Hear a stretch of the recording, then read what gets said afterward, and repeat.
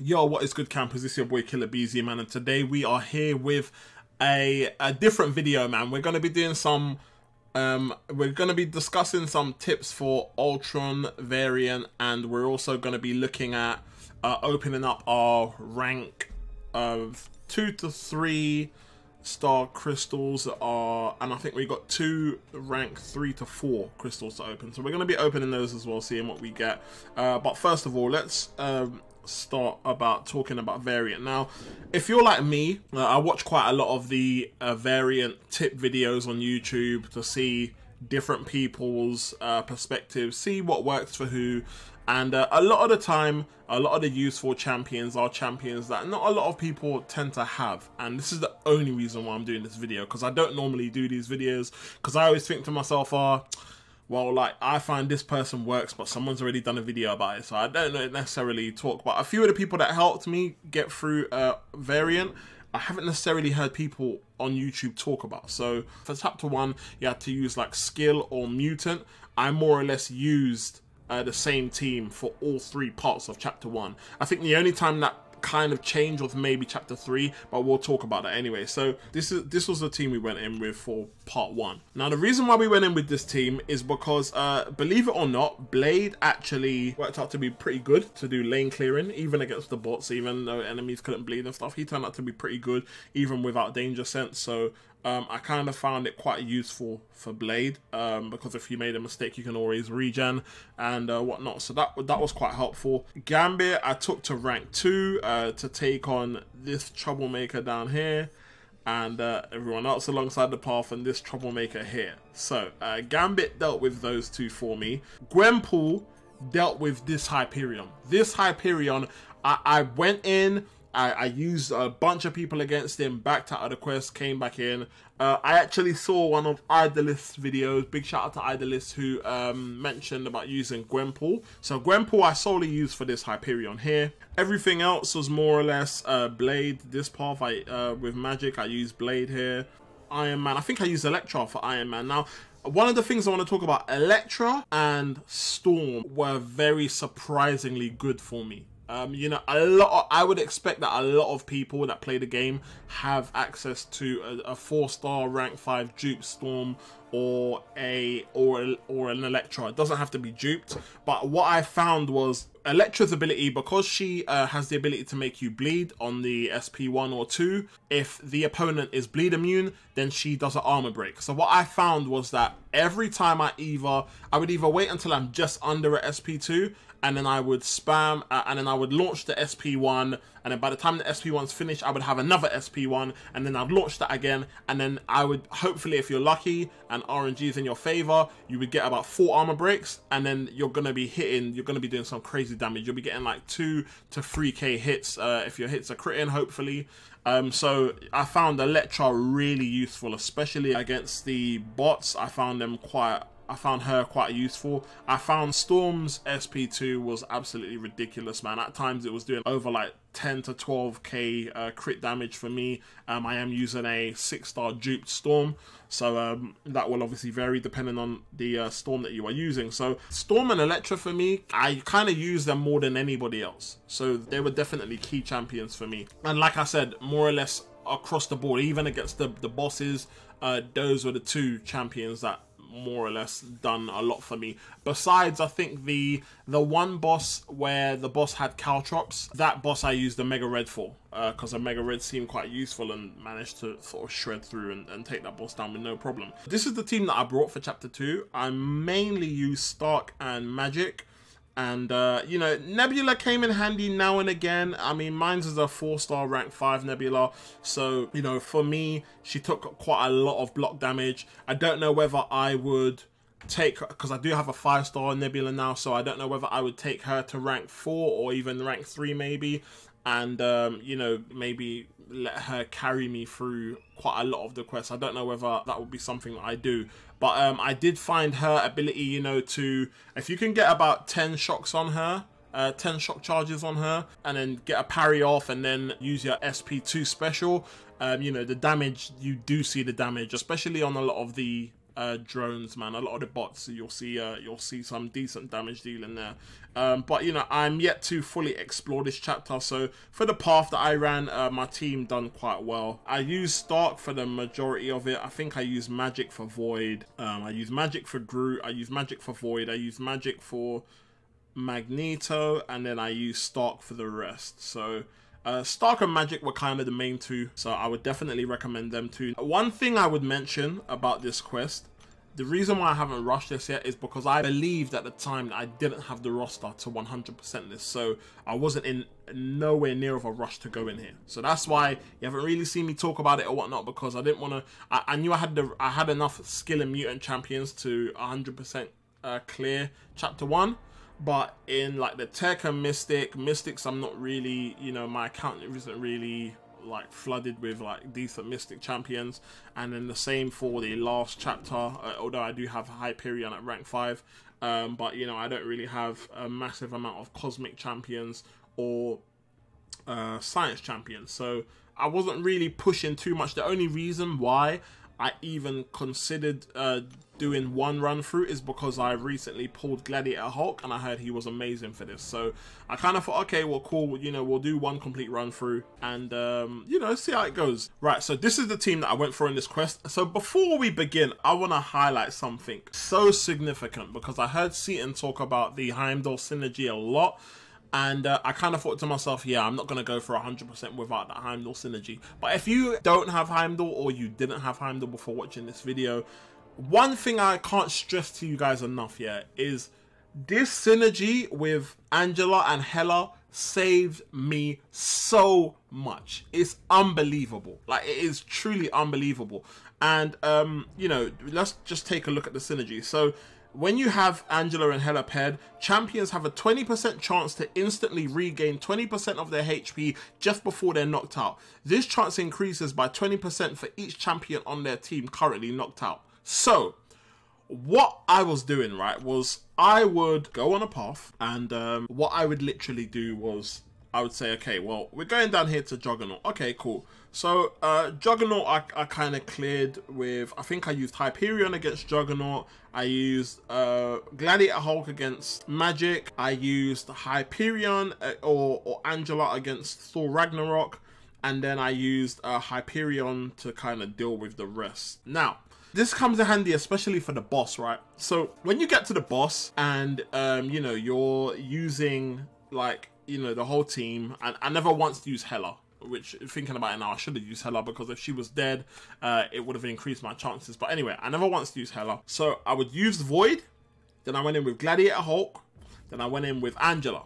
Hyperion hits the hardest, so I saved him till last. Now, the amount of times that I was low on health and the boss would hit me with a special attack, right?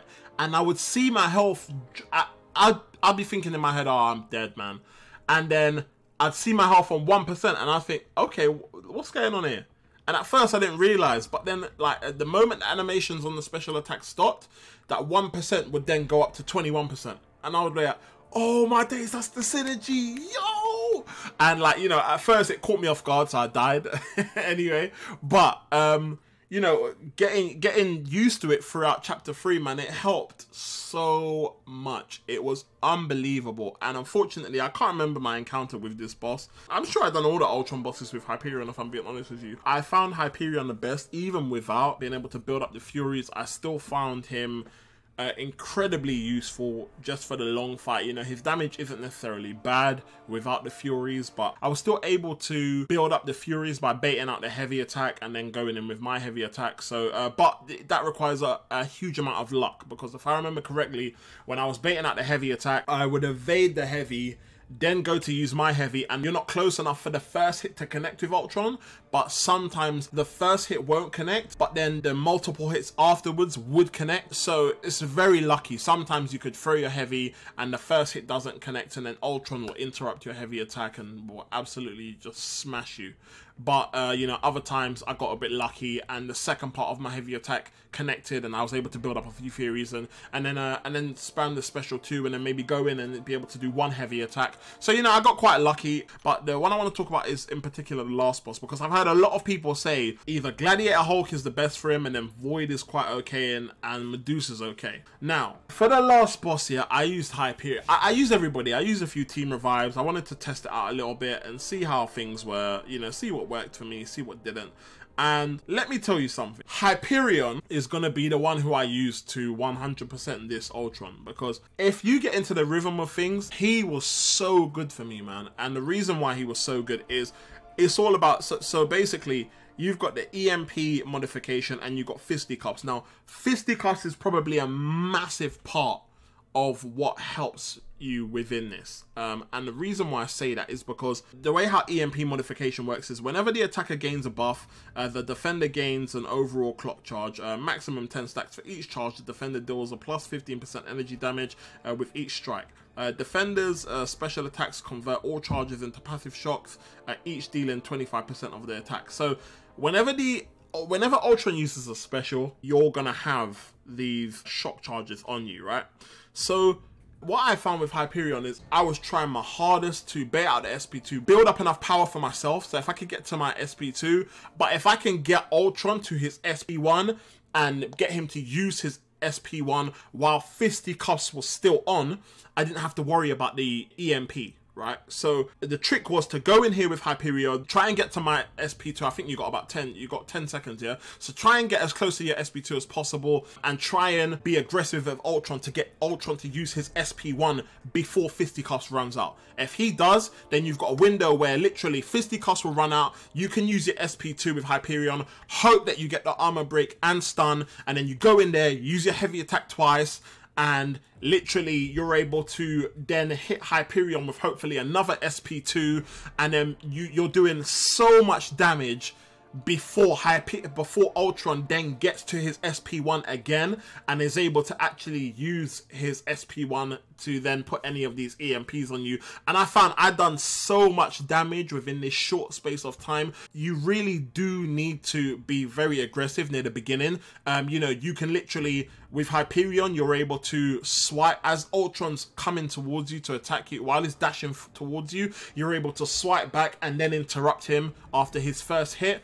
So, you know, if you do that, if you can do that 2 or 3 times, you know, get Ultron to then use his SP1 while fisticuffs is still up, then you want to use your SP2, hope that you get the stun, go in there, use 2 heavy attacks, then you want to use the SP2 again, and like what you do from there is up to you, whether it be a case of it's worth going in and doing 2 heavies again and trying to hope that you got SP2 again, or whether it's worth just you using your, even if you use your SP2 and then you use your heavy attack and then you use the SP1, it is energy, so Ultron is going to heal up a little bit, but it's like 1% health. And then the damage over time that your incinerate damage from your SP1 will do, he'll gain about 1% health, but then he'll drop about 2 or 3% health over time based on the damage overall from your SP1. So I found Hyperion so helpful for this, and I probably will continue to use Hyperion unless I pull like a 6-star Gladiator Hulk. Or I get a 5-star Gladiator Hulk and I get to like take him to rank 4 or 5, I will be using Hyperion for this Ultron boss, man. So I just wanted to share those things with you guys because like I said, they're things that hadn't necessarily been discussed, and I felt like it was very key to me completing it with. I wish I knew about Hyperion because it would have saved me a lot of units, because you know, team revives are not cheap, man, and like with Hyperion you can probably get this down in about 2 to 3 revives, you know, if you're playing really aggressively. So and another thing is, don't worry about Ultron's regeneration at 50% and 25%. I found that I was panicking a little bit and thinking, oh shoot, I'm gonna have to parry Ultron, or you know, try and stop his regen. But when he activates his regen, it really isn't that much, man. If you're doing quite a lot of decent damage to him, you can out damage the regen easily. So don't worry too much about Ultron's regen. But I found it really helpful to use Hyperion, man, and I hope that any of you guys who do have a really high ranked Hyperion but you don't necessarily have Void, Medusa, or Void, I hope that obviously this tip works for you guys, man. But anyway, so I done my first clear and I got the 5-star crystal and I thought, oh yeah, boom, let me open that 5-star crystal for you guys, right? And I was recording it, and unfortunately there was an error. Once I pressed stop recording, I got an error message. It didn't actually keep the video, unfortunately, but I did get a new champion. I got your boy Sabretooth up here. So I was over the moon. I was a bit annoyed, to be fair, because I didn't get to record a reaction for you guys, man. And I was over the moon because for those of you who don't know, Sabretooth has a synergy with your homeboy down here, with your homeboy Omega Red, who, when you look at, I've been using the synergy quite a lot.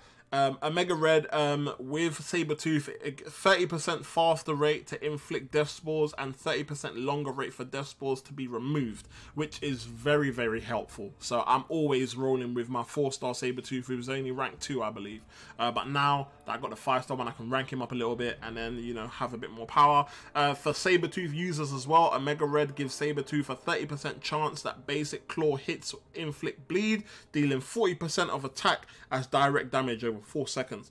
I don't know how useful that is to Sabretooth. It sounds useful against opponents that are not bleed immune, but you know, we'll see. I'll do a little bit of testing out and play around with Sabretooth, because if Sabretooth is quite a good attacker, I've seen one of Dooley Ray's videos where he's quite I saw him take Sabretooth up to rank 5, and you know, he really seems to enjoy Sabretooth. So if Sabretooth is that good, then we might take him up to rank 4.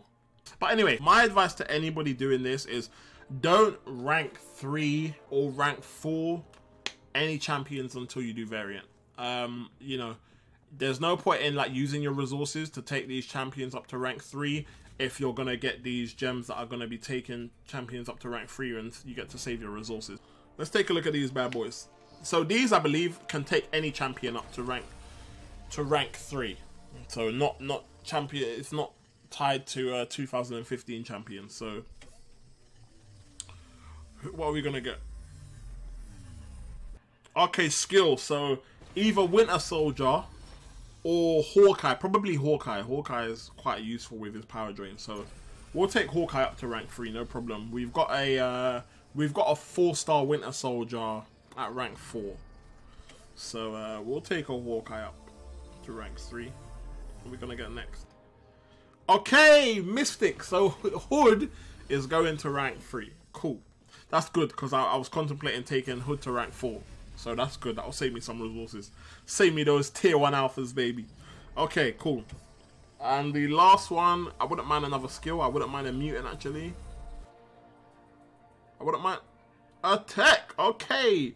So either Nebula or Sentinel will go up. Either one of them two. I'm happy with either one. I'm happy with that. I'm happy with that. That's quite useful. It may not seem, a lot of people might think, oh, it's just rank 3, but bro, the 5 stars at rank 3 help, man. Trust me. Okay, so this, I can take any 5-star champion from rank 3 to 4, so we'll do that last. This one is taking, so this one is focused on the 2015 champions. 2015. Okay, so we're going to open the 2015 one first. So ideally, if I got a mutant one, I could use that now. If I got if I get any other class, I'm not sure. I don't have OG Ultron to use a tech one. I don't have Venom to use a cosmic one. I don't have anyone that I would necessarily use the Mystic one on. The Science, I could possibly use it on OG Spidey. And skill, I could probably use it on Winter Soldier. So yeah, so hopefully if I get skill or mutant or science, I could probably use them now. If I get tech, cosmic or mutant, then they're gonna probably be on the account waiting for a little while. So let's see what we get. Oh dear me, tech. I guess we're waiting for that OG Ultron. We're waiting for that OG Ultron, ladies and gentlemen. Okay. Let's go to the last one. I don't really mind what this is because I can have this for however long. But if there's any champions that I want to take to rank 4, I want to take Hood to rank 4. So if I could get a Mystic one, that would be great. I already have a skill one of these, so ideally not a skill, but if it is a skill one, then I will take Thor Ragnarok up because I'm saving one for Aegon. So, let's see what we get. I wouldn't mind science as well. I wouldn't mind science. I wouldn't... Okay! Thor Ragnarok is going all the way up! Okay, Thor Ragnarok. Okay, Thor Ragnarok. You're going up. Okay, that went quite well. That went quite well. I quite like that. I quite like that, to be honest with you. Apologies for the video being overly long. But yeah, I'm quite happy with that, to be fair. So anyway, I hope you guys enjoyed the video, man. Don't forget my key advice to you guys.